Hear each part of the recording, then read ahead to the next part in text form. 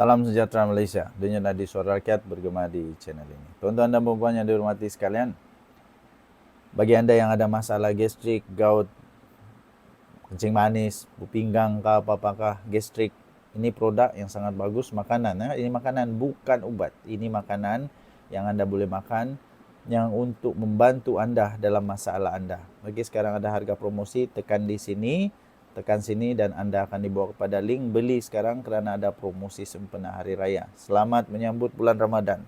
Tuan-tuan dan puan yang dihormati sekalian, Rosmah Mansur.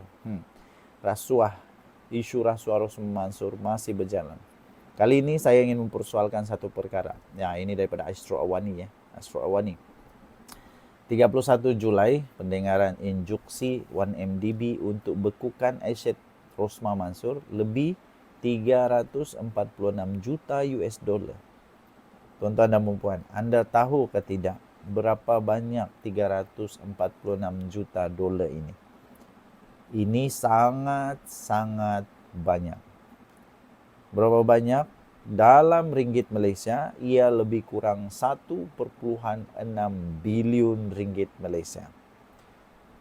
1,6 bilion ringgit Malaysia ini tidak akan mampu untuk diperolehi oleh orang biasa macam Rosmah Mansur kecuali dia ada bisnes.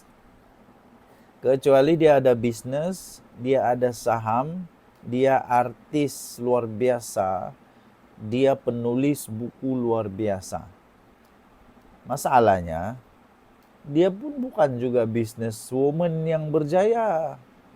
Dia tidak masuk dalam Forbes, the richest man kah, richest woman kah, Forbes, the best businesswoman, tak ada.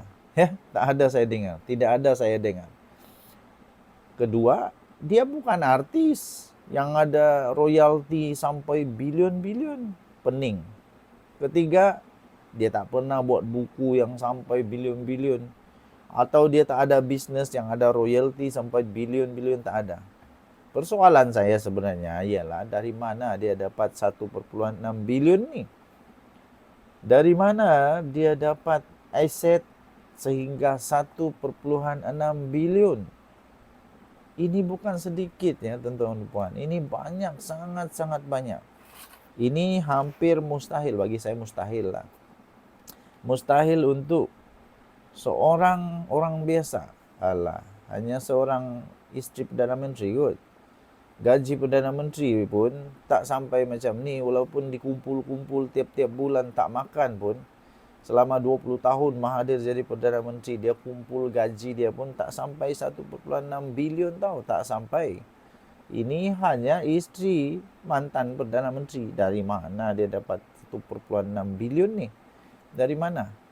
Dia ada saham kah? Kalau ada saham okey lah. Kalau tak ada saham, dari mana? Okey. Jadi saman tersebut berkaitan pembelian yang ini ialah saman lah. Saman daripada 1MDB. Kita bacalah ya, kita baca. Mahkamah Tinggi di sini hari ini menetapkan 31 Julai ini untuk mendengar permohonan injuksi yang difailkan One Malaysia Development Berhad dan 10 lagi syarikat terhadap Datin Seri Rosmah Mansur bagi menghalang beliau daripada mengeluarkan atau melupuskan mana-mana asetnya yang bernilai lebih 1,6 bilion ringgit Malaysia. Okey. Jadi dia kena denda hampir 1 bilion. Kemungkinan besar kalau dia terdesak, dia boleh jual harta aset ni. Tapi kalau dia tidak dibenarkan untuk melupuskan atau mencairkan harta ini, habislah, merengkoklah dalam penjara sampai tua. Okay. Ini berkaitan dengan saman yang telah difailkan oleh syarikat terbabit terhadap isteri bekas Perdana Menteri Datuk Seri Najib Tun Razak itu dan seorang lagi individu berhubung pembelian barangan mewah berjumlah 346 juta didakwa diperolehi menerusi penyelewengan dana 1MDB. Pembelian barangan mewah. Ini pembelian barangan mewah ni, 1,6 bilion, gila apa. Jadi mungkin anda ada jawapan, sila tinggalkan komen. pada pendapat Anda, dari mana sebenarnya Rosmah Mansur dapat 1,6 bilion punya aset ini? Macam mana dia kumpul? Dia buat tabungan, berapa tabungan dia setiap bulan kalau begini? Setiap bulan dia perlu menabung 1 juta. Oh. Oke, so tinggalkan komen Anda. Dari mana dia dapat? Kita jumpa lagi. Bye-bye. Salam sejahtera Malaysia, denyut nadi suara rakyat bergema di channel ini. Tuan-tuan dan puan-puan, bagi anda yang ada masalah gout, kencing manis, darah tinggi, bau pinggang, gastrik, ini produk saya berikan link kepada anda. Anda boleh tekan link itu, anda akan dibawa ke link untuk membeli dengan promosi hebat sekarang. Ada diskaun sempena hari raya. Ini bukan ubat ya, ini produk kesehatan, makanan. Ini membantu anda untuk masalah-masalah anda. Bagi anda yang ingin berusaha, bagi anda yang ingin sangat-sangat dibantu, sila tekan link ini dan beli sekarang. Okey, tuan-tuan dan puan-puan, Razman Zakaria. Razman Zakaria memang sudah melekat. Boleh buat memang fakta. Sudah melekat kepada dia bahawa dia ini tukang hasut dan dia ini adalah tukang fitnah. Nah, dah berapa kali dah fitnah dia. Berapa kali sudah fitnah dia yang kedapatan kantoi, akhirnya minta maaf. Mula-mula bukan main lagi, tidak akan minta maaf, tidak akan tarik balik, las-las minta maaf.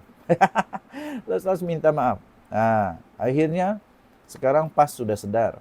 Razman Zakaria ini memang adalah bukan aset yang bagus. Razman Zakaria bukan aset yang bagus. Razman Zakaria ini bukan satu lagi aset semata-mata, tapi dia adalah satu liability yang sangat teruk. Liability yang sangat teruk pada PAS. Sehingga akhirnya Razman Zakaria direhatkan. Ini satu cerminan jelas bahwa Perikatan Nasional Perak sebenarnya sedang bergolak. Anda setuju? Perikatan Nasional Perak sebenarnya sedang bergolak. Sedang bergolak. Di mana bersatu ketika dia membuat fitnah. Di mana gerakan ketika dia buat fitnah. Di mana hadiah wang ketika dia buat fitnah. Takkan tak tegur dia kot. Takkan tak tegur dia. Tegurlah. Tegur-tegurlah pemimpin PAS tu yang kena fitnah tu. Pada saya, tindakan yang terbaik adalah orang yang buat fitnah bukan saja ditegur, buang terus, bikin malu pati saja. Tapi entah kenapa, bukan saja tidak ditegur, bukan ditegur kot. Saya rasa ditegur. Tapi bukan saja tidak ada tindakan yang keras diambil, dibantu pula. Siap ada dana jihad. Tindakan merehatkan Razman Zakaria sebagai Pesuruhjaya PAS Negeri Perak bukan sekadar satu keputusan dalaman parti, tetapi adalah cerminan jelas ketidaktentuan hala 7 pembangkang itu di PAS, di Perak. Ketua Angkatan Muda Keadilan AMK Perak, Zaim Sidki berkata, situasi berkenaan jelas menunjukkan PAS dan Perikatan Nasional PN di negeri ini semakin goyah, kehilangan arah dan gagal membuktikan bahawa mereka mampu menjadi alternatif yang kredibel kepada rakyat. Menurut beliau, merehatkan individu tertentu tidak akan mengubah hakikat bahawa pembangkang di Perak berada dalam keadaan kucar kacir. Malah katanya, rakyat tidak akan lupa bagaimana PAS dan PN gagal memainkan peranan sebagai pembangkang yang konstruktif. Sebaliknya, hanya menabur kebencian dan memecah belahkan perpaduan rakyat masyarakat Malaysia. Katanya, Razman selama ini menjadi simbol politik kebencian dan retorik kosong. Dari memainkan sentimen kaum dan agama, sehinggalah menyerang pemimpin kerajaan dengan fitnah yang tidak berasas. Akhirnya strategi ini memakan diri sendiri. Sendiri kena. PAS nampaknya semakin sedar bahwa corak politik sebegini tidak relevan lagi. Sangat tidak relevan. Ini dosa saja nih. Adakah mereka benar-benar mahu berubah atau ini sekadar strategi kosmetik? Soalnya dalam satu kenyataan pada Selasa. Zaim berkata, EMK Perak ingin mengingatkan rakyat negeri ini bahwa politik bukan sekadar retorik, tapi tentang rekod dan keberkesanan kepimpinan. Apa pendapat Anda? Tinggalkan komen dan Nadi Suara Rakyat bergema di channel ini.